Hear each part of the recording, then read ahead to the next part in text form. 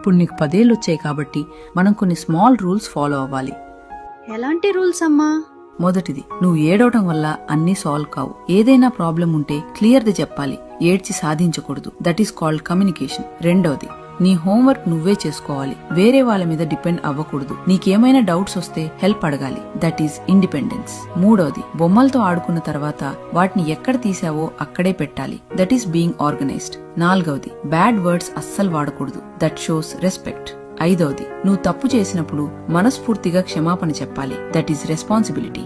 ఆరవది, తెలిసిన వాళ్ళని చూసినప్పుడు మంచిగా పలకరించాలి. That is good manners.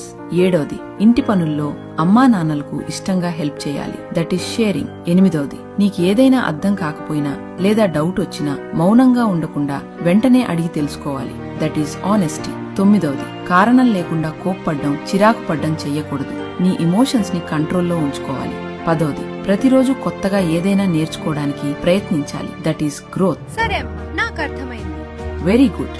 ఇవాళ ఈ రూల్స్ స్ట్రిక్ట్ గా అనిపించొచ్చు, కానీ రేపు మీ పిల్లల భవిష్యత్తుకు ఇవి చాలా అవసరం. బాల్యంలో నేర్పే క్రమశిక్షణే జీవితంలో బలంగా మారుతుంది. ఈ చిన్న పాఠాలు గొప్ప జీవితాలను తీర్చిదిద్దగలవు. ఈ మెసేజ్ ని పిల్లలను పెంచుతున్న తల్లిదండ్రులకు షేర్ చేయండి. నెక్స్ట్ ఏ టాపిక్ మీద వీడియో కావాలో కామెంట్ చేయండి.